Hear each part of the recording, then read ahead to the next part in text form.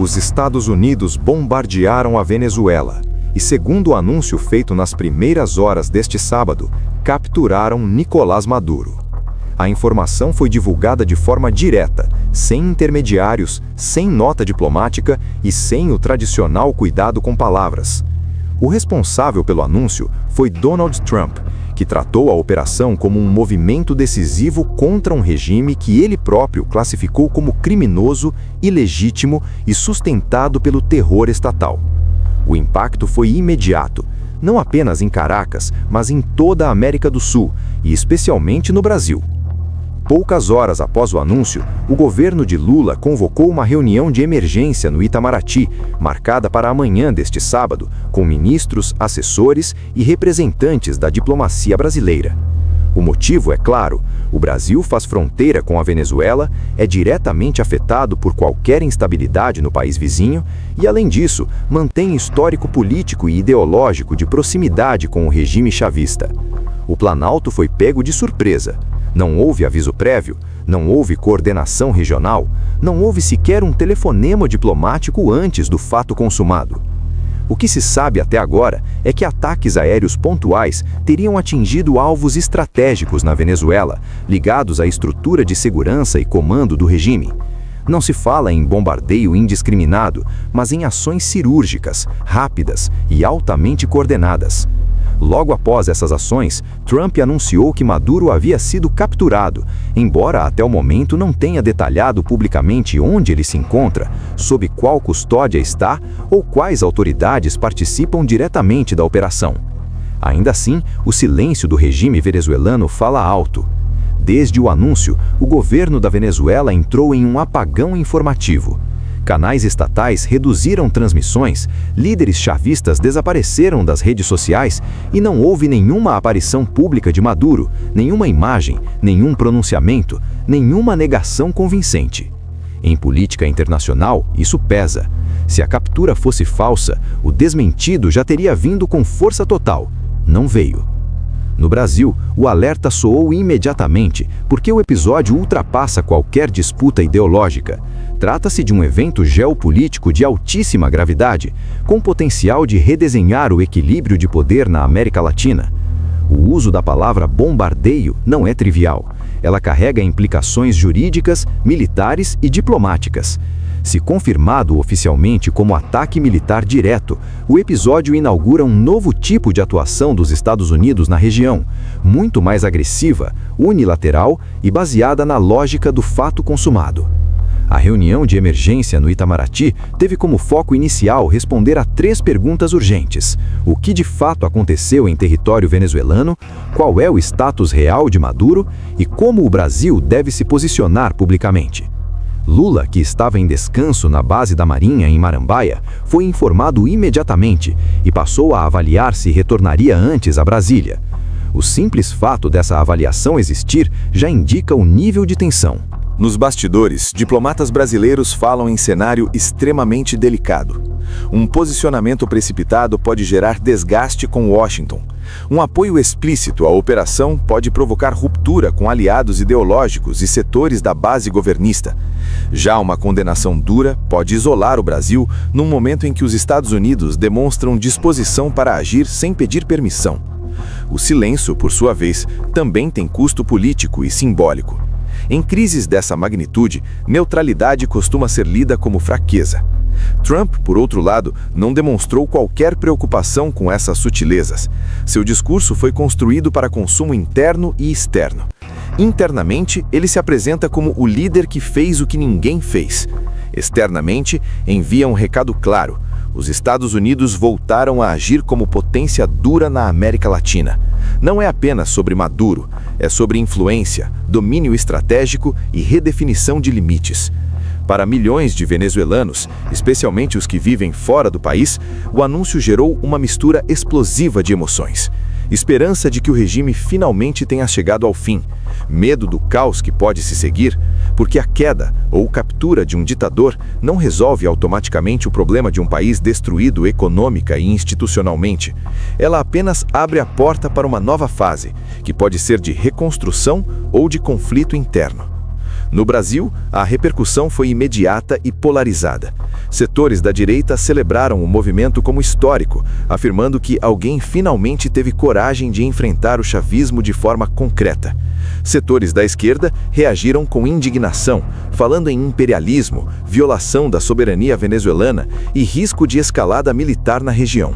No meio disso, o governo Lula tenta ganhar tempo, entender o cenário real e não errar o tom, porque qualquer palavra agora pode ter consequências duradouras. Até este momento, não há confirmação pública detalhada sobre o paradeiro de Maduro, nem sobre os próximos passos formais da operação anunciada por Trump. Mas há algo incontestável. A América do Sul entrou em um novo estágio de tensão, e o Brasil foi jogado no centro desse tabuleiro sem aviso prévio. Este primeiro bloco deixa claro o essencial. Não se trata apenas da captura de Maduro. Trata-se de um movimento estratégico dos Estados Unidos, de uma mudança de postura radical e de um recado ao mundo. A partir daqui, a pergunta deixa de ser o que aconteceu e passa a ser como o Brasil vai reagir e, principalmente, por que Trump decidiu apertar esse botão agora. Desde o primeiro minuto em que a notícia veio a público, a reação do governo Lula seguiu exatamente a linha que sempre adotou quando o assunto é Venezuela. Oposição a qualquer ação militar, rejeição à captura de líderes do regime e preocupação extrema com o uso da força. Lula nunca escondeu sua posição. Ao longo dos anos, foi sistematicamente contrário a sanções duras, intervenções externas e qualquer tentativa concreta de remover Nicolás Maduro do poder. Agora, diante do fato consumado anunciado por Donald Trump, o presidente brasileiro reage do único jeito que conhece, com cautela excessiva, linguagem diplomática genérica e desconforto visível. A convocação de uma reunião de emergência no Itamaraty não foi um gesto de liderança, mas de preocupação extrema. O governo brasileiro não comemorou, não endossou, não relativizou. Pelo contrário, a palavra que domina os bastidores é tensão. Tensão porque Lula sempre construiu sua política externa sobre a ideia de que regimes como o de Maduro deveriam ser convencidos, nunca confrontados. Tensão porque agora alguém fez exatamente o oposto e com resultados imediatos. Lula não esconde seu incômodo com ataques militares e com a lógica de captura de chefes de Estado, mesmo quando esses chefes de Estado governam como ditadores. Para ele, esse tipo de ação abre precedentes perigosos, enfraquece a diplomacia tradicional e rompe com a ideia de soberania nacional. O problema é que essa visão ignora um dado concreto da realidade. Maduro não caiu com diálogo, não cedeu com pressão internacional e não recuou com discursos. Ele só balançou quando a força entrou em cena. A reação inicial do Planalto foi marcada por frases calculadas, termos vagos e ausência total de juízo moral sobre o regime venezuelano. Nada de chamar Maduro de ditador, nada de mencionar fraude eleitoral, repressão ou crise humanitária. O foco foi outro: preocupação com a estabilidade regional, risco de escalada do conflito, necessidade de preservar a paz. É o mesmo discurso usado há anos, mesmo quando milhões de venezuelanos atravessavam fronteiras, fugindo da fome e do colapso do país. Para a direita, isso soa como desconexão com a realidade. Não se trata de defender guerra por guerra, mas de reconhecer que há situações em que o discurso diplomático se esgota. O regime de Maduro sobreviveu porque contou com complacência internacional, apoio ideológico e medo de confronto. Lula fez parte desse ambiente de complacência. Não há por acaso, sempre tratou o chavismo como um governo com problemas, nunca como uma ditadura criminosa. A preocupação extrema demonstrada agora tem mais a ver com o impacto político da ação de Trump, porque a captura de Maduro desmonta um pilar simbólico importante da esquerda latino-americana. Durante anos, Maduro foi defendido ou relativizado como vítima de perseguição internacional. Quando ele cai ou é capturado pela força, essa narrativa desmorona junto. Outro ponto que explica o desconforto de Lula é a forma como tudo aconteceu. Trump não pediu aval, não consultou organismos internacionais, não buscou consenso regional. Ele agiu, e isso expõe a fragilidade da diplomacia tradicional defendida pelo governo brasileiro. Expõe também o quanto o Brasil perdeu relevância estratégica. Se ainda fosse visto como liderança regional, teria sido ao menos informado. Não foi. A postura de Lula, até aqui, indica que ele pretende condenar o método sem avaliar o resultado. Para ele, pouco importa se a captura de Maduro pode abrir caminho para o fim de uma ditadura. O foco está no meio utilizado, não no fim alcançado. Essa inversão de prioridades é um ponto central da crítica feita pela direita. Porque enquanto se discute forma, milhões continuam sofrendo as consequências de um regime que nunca caiu por vias pacíficas. Internamente, Lula também enfrenta um dilema político. Sua base ideológica sempre teve dificuldade em admitir os crimes do chavismo.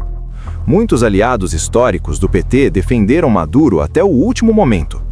Agora, com a captura anunciada, esse grupo fica sem discurso.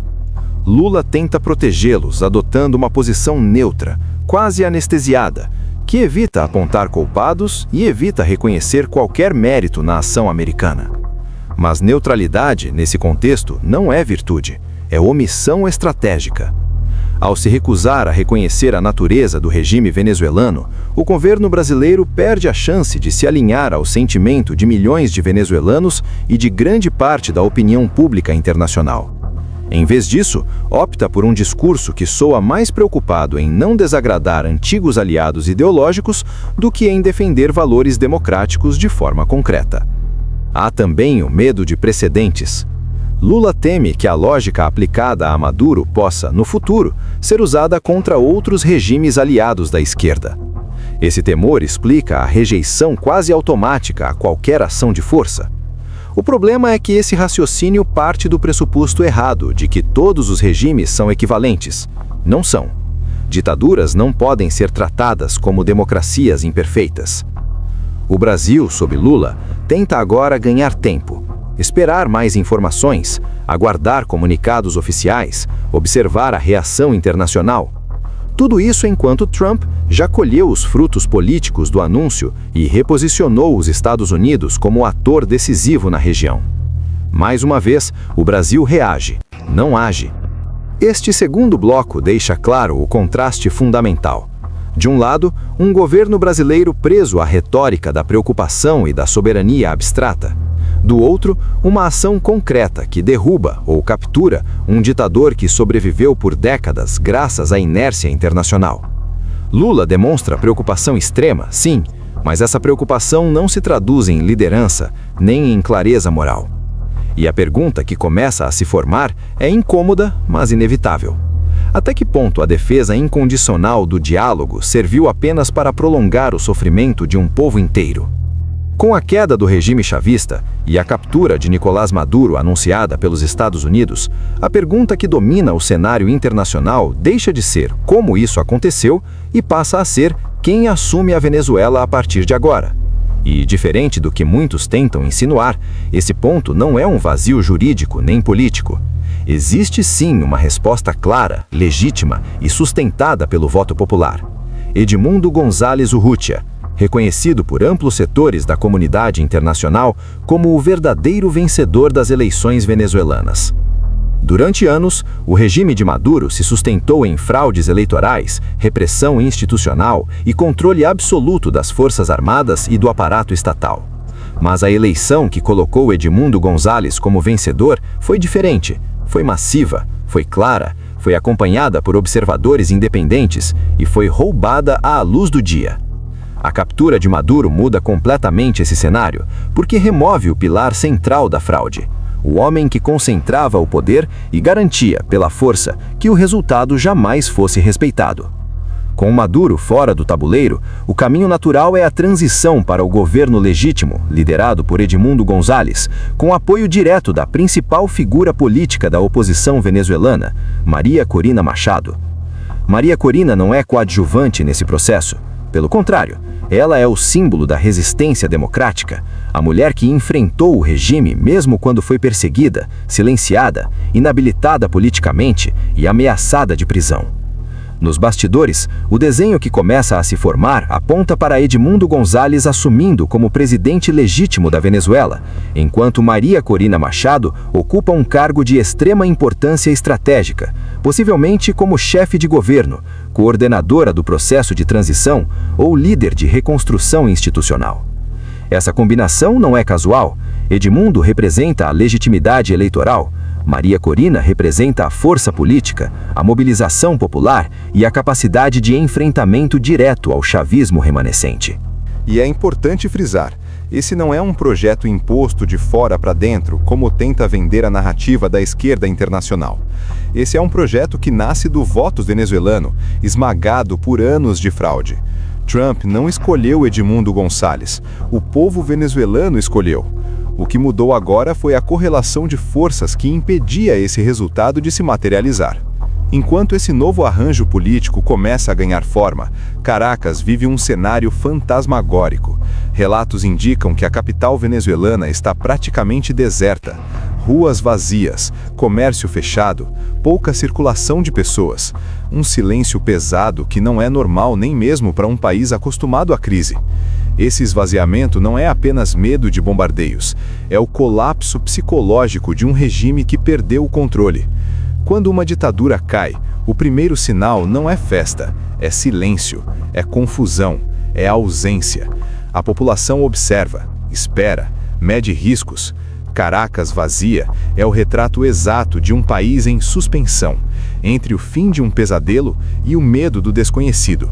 Militares aguardam ordens, funcionários públicos não sabem a quem obedecer, antigos líderes chavistas somem, alguns fogem. Outros tentam negociar, outros simplesmente desaparecem. Nesse cenário, a presença de Maria Corina Machado se torna ainda mais crucial. Ela é a única figura com capital político suficiente para falar diretamente com o povo, com as forças de segurança remanescentes e com a comunidade internacional ao mesmo tempo. Sua eventual entrada formal no governo não é apenas simbólica, é necessária para evitar o caos, garantir a transição e impedir que grupos armados ou facções do antigo regime tentem ocupar o vácuo de poder. O que Trump pretende com isso fica cada vez mais claro: encerrar o ciclo chavista, instalar um governo legitimado pelo voto e impedir que a Venezuela continue sendo um foco de instabilidade regional. Não se trata apenas de ideologia, trata-se de estratégia.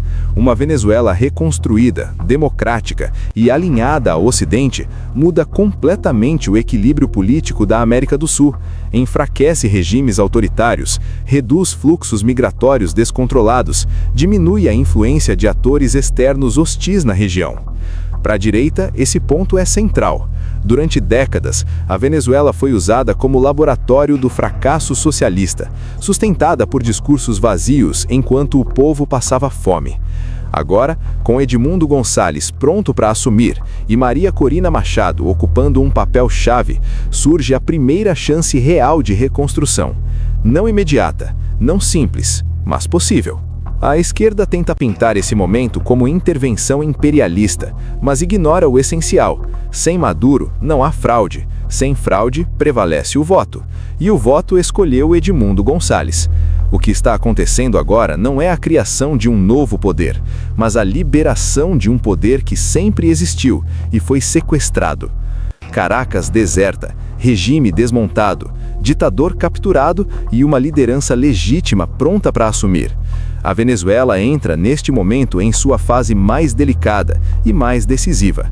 O futuro ainda é incerto, mas uma coisa é inegável: pela primeira vez em muitos anos, o destino do país não está mais nas mãos de um ditador, e sim novamente nas mãos do seu povo. É aqui que a gente fica por enquanto. O que aconteceu na Venezuela não é um capítulo comum da história, é uma virada de página, daquelas que redefinem poder, alianças e o futuro de um país inteiro. Maduro fora do jogo, Caracas em silêncio absoluto, um governo legítimo pronto para assumir e o mundo observando, em tensão, cada próximo movimento. Nada disso acaba hoje. Pelo contrário, agora começa a parte mais delicada, a transição, as decisões difíceis, as reações internacionais e principalmente as consequências para toda a América do Sul, incluindo o Brasil. A gente vai continuar acompanhando tudo, passo a passo, sem filtro, sem maquiagem e sem repetir narrativa pronta. Aqui você não fica no escuro. Ficamos por aqui. Não esquece de continuar acompanhando o canal, porque os próximos desdobramentos prometem ser ainda maiores, e você vai querer entender tudo antes que tentem te contar pela metade.